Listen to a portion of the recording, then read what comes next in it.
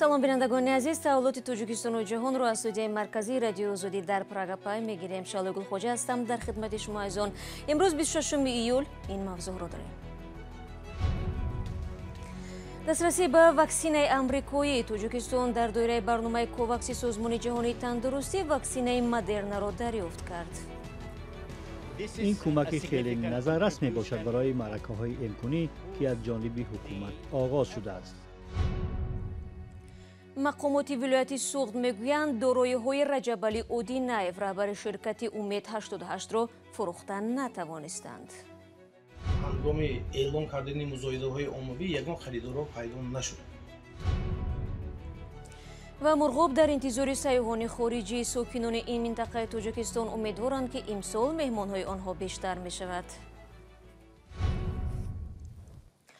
حکومت آمریکا در دوره برنامه کوواکس به تاجیکستان 1.5 میلیون وایه واکسینه مدرنا داد. مقامات هر دو کشور امیدوارند که با رسیدن واکسینه‌های آمریکایی معرکه امگذرانی ضد کرونا ویروس در تاجیکستان سرعت می‌گیرد. مولا یوسفی و نگار فضل‌الدین شاهد مراسم قبول واکسینه‌های آمریکایی بودند و این گزارش را فرستادند. هواپیمای شرکت ترکیش ایرلاین صبح 26 ایول واکسین‌های آمریکایی مدرنا را به دوشنبه آورد. معاون نخست وزیر، نمایندگان وزارت کارهای خارجه، تندرستی و سفارت آمریکا برای قبول واکسین‌ها به فرودگاه دوشنبه آمدند. هدف ما از این اقدام بسیار هم ساده است. ما می‌خواهیم که حیات مردم را نجات دهیم. این واکسین‌ها از مردم آمریکا به مردم تاجیک رایگان داده می‌شوند. ما امروز خیلی شاد هستیم که کمک خود را می‌رسانیم. طبق اطلاع وزارت تندرستی تاجیکستان 1.5 میلیون وایه واکسن مدرنا برای ام کردن 750,000 نفر یا 13% اهالی تاجیکستان پیش بینی شده است. قرار است امگذرانی با واکسن آمریکایی روزهای نزدیک آغاز شود. جمهوری تاجیکستان بنفشه دارد با فراگیری زیاده از 62% اهالی در بین اهالی مقاومت بر ضد این ویروس را تامین نماید. باز در نقشه است که 128,000 وایه واکسن استرازنیکا از دولت شویتسیا به جمهوری وارد گردد در دایره تقسیمات عادلانه واکسن ها به دولت های نیازمند. گذرانیدن واکسن ضد کرونا ویروس در تاجیکستان برای شخصان از 18 ساله بالا حتمی است. تا امروز زیاده از 460,000 نفر در تاجیکستان واکسن ضد کووید 19 گرفتند. نمایندگان سازمان ملل از واکسن مدرنا امیدواری‌های دارند. این کمک خیلی نظررس می باشد برای معرکه‌های امکانی که از جانب حکومت آغاز شده است. برای پرزور نمودن تا آدمان خود را از سیرت کرونا ویروس پیشگیری نمایند.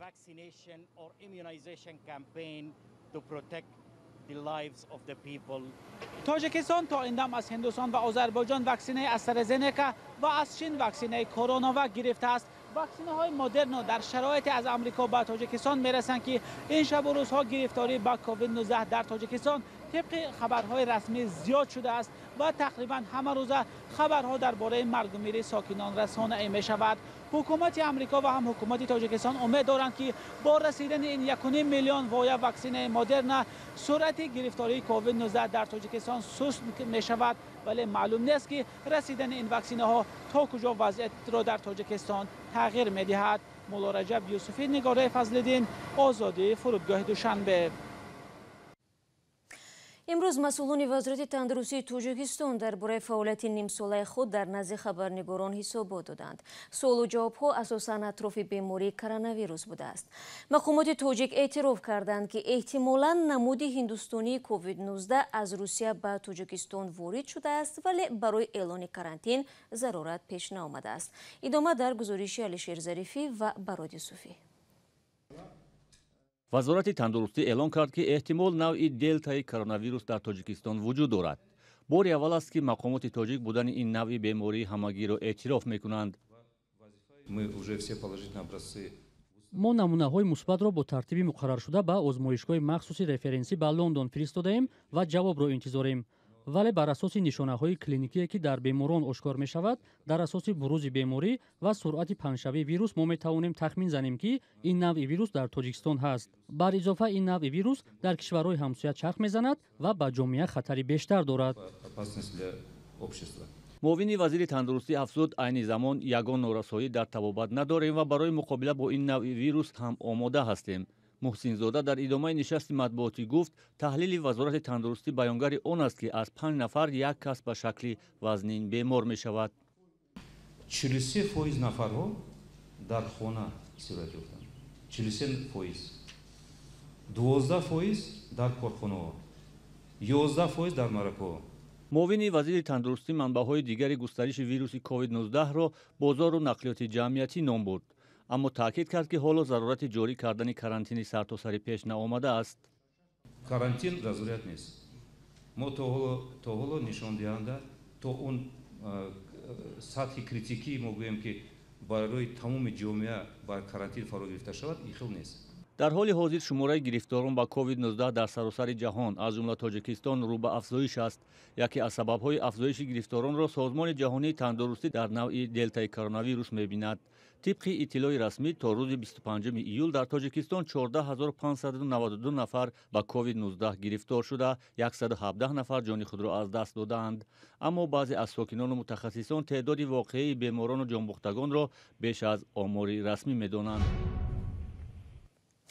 владимир жириновский барои ҳалли муноқишаҳо байни муҳоҷирон пешниҳод кардааст ки онҳо ба шарқу шимоли дур ва ё Сибир фиристода шаванд.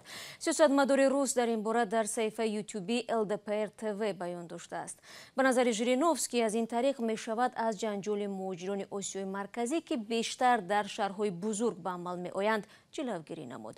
пешниҳоди жириновский дар ҳоле садо медиҳад ки ҳафтаҳои ахир чандин мавриди ҷанҷоли гурӯҳии миёни зодагони Осиёи марказӣ дар Москав ба амал омадааст.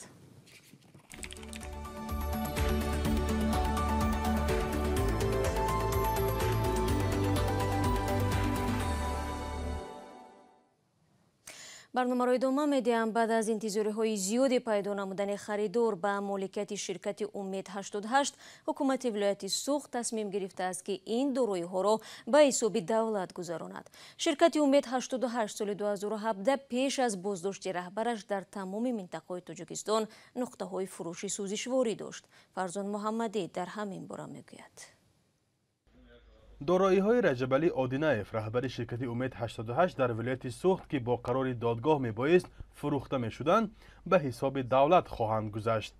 масъулони идораи хадамоти иҷро мегӯянд, нуқтаҳои сӯзишворӣ ва дигар амволи Раҷабалӣ Одинаев ба фурӯш нарафтаанд. ҳангоми эълон кардани музоидаҳои оммавӣ ягон харидорро пайдо нашуд.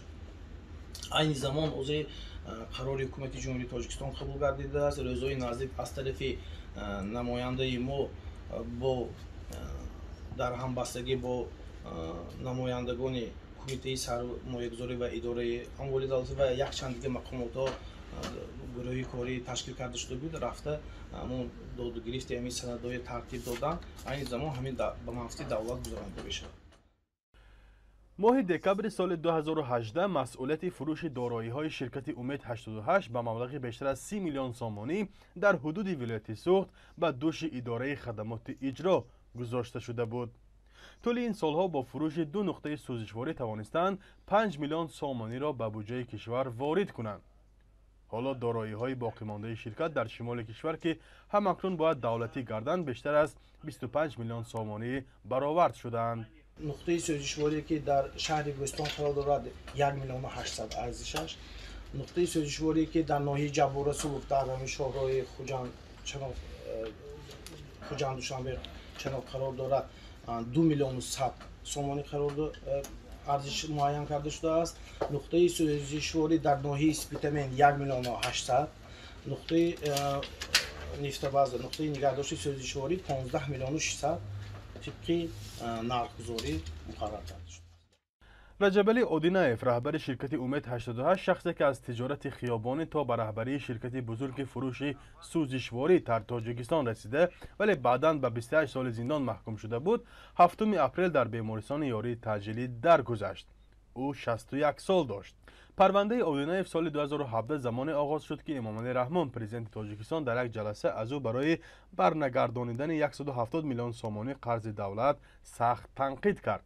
فرزا محمدی، رادیو آزادی، شهر خوجند.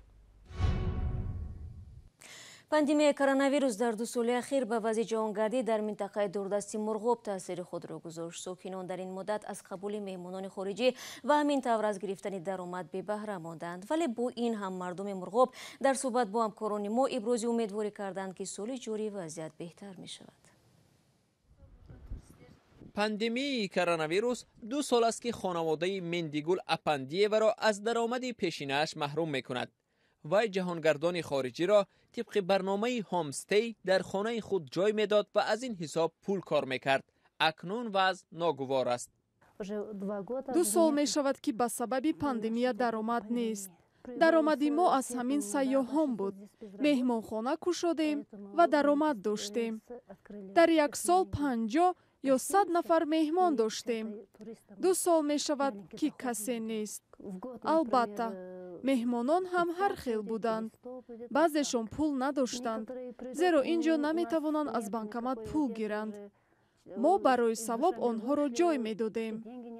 бо вуҷуди ин буҳрон Мендигул Апандиева ва сокинони дигари ҷамоати Қараққули ноҳияи Мурғоб мегӯянд ин хонаҳоро барои сайёҳон омода карданд ва чашмбароҳи онҳоянду умедворанд ки имсол вазъ беҳтар мешавад. аличор деҳаи дигаре дар Мурғоб истгоҳи сайёҳон аст ки аз ин ҷо ба дидани кӯли Қараққул мераванд. аксари хонаводаҳои он низ аз ҳомстей ва ҳостел даромад доштанд. ин аввалин меҳмонхонаи замонавӣ дар деҳа аст ки бо оғози хуруҷи ковид ба истифода дода шуд. баъди пандемия меҳмонхонаам кор накард. барои сайёҳон сохта шуда буд. ҳоло ба хотири коронавирус кор намекунад. хостем ки дар шароити хуб сайёҳон истироҳат кунанд. ин зану шавҳар аз аввалин сайёҳон имсол дар Мурғоб ҳастанд. онҳо мегӯянд зиёрати ин минтақа орзуи деринаашон буд ки солҳо ба он омода шуданд. барои мо коронавирус мушкил нест. иммунитет хуб аст, варзи саломатӣ аст. агар фикри коронавирусро мекардем, ҳоло дар Бразилия мемондам. албатта таваккал кардем, вале бояд зиндагӣ кард. франклин ва Ҷосиен аз 15 сайёҳе ҳастанд ки имсол ба Мурғоб омаданд. мардум мегӯянд ин хеле кам аст, зеро соли 2019 шумораи ҷаҳонгардоне ки меҳмони Мурғоб шуданд аз 4500 нафар бештар буд. аммо вазъият назар ба соли пешин хубтар аст мегӯянд онҳо, чунки соли 2020 ба сабаби COVID-19 ягон сайёҳ инҷо наомад. аҷиб аст барои онҳо ҳамин дидан буду буш ҳамин зиндагӣ сокинони маҳал, чунки онҳо бештарашон дар аз тарафи сокинон ҳомстейҳо, гестҳаусҳо кушода шудааст, меранд бо онҳо зиндагӣ мекунанд, буду бушро мебинанд. ноҳияи Мурғоб дар шарқи Тоҷикистон ҷойгир буда ҳудуди 1000 километр аз пойтахти кишвар масофа дорад. ин ноҳияест ки як қисми ҳудудаш соли 2011 ба Чин дода шуд. рангкул, яшилкул, Қараққул аз кулҳои дӯстдоштаи сайёҳон буда, Оқбайтал ва гармчашмаҳои дигар низ дар сайрхати ҷаҳонгардон ҷойи намоён доштааст. бинобар хабарҳо, як посгоҳи ҳарбии Чин низ дар ин ноҳия мавҷуд аст. ва достони ноҳияи Рашт Раҷабалӣ Ҳомидов гумонбари дуввум дар қатли Алиризо Худоёрови 21 соларо дастгир кардааст.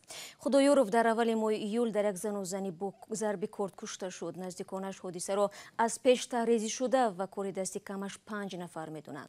муфаттишон мегӯянд ҳанӯз барои қазоват кардан барвақт аст. як муфаттиши достони ноҳияи Рашт 25 июл гуфт боздошти Раҷабалӣ Ҳомидов 3 рӯзи пеш сурат гирифт. аз ин қабл мақомот сокини ноҳияи Рашт Зафари Насриддин ро бо гумони даст доштан дар қатли Алиризо Худоёров дастгир карда буданд, вале пайвандони Зафари Насриддин ӯро мубталои бемории рӯҳӣ ва ҳодисаро тасодуфӣ меноманд. бинандагони азиз, вақти барномаи ахбори озодӣ инҷо ба поён расид. ташаккур аз шумо ки то ин лаҳзаҳо бо мо будед. хабару гузоришҳои дигар чун ҳамеша дар сомонаи радиои озодӣ зери нишони www.ozodi.org гузошта мешавад. ёдатон нарояд ки фардо бозам бо хабарҳои тоза дар хизмати шумо қарор мегирем. худро эҳтиёт кунед. вақтон гад.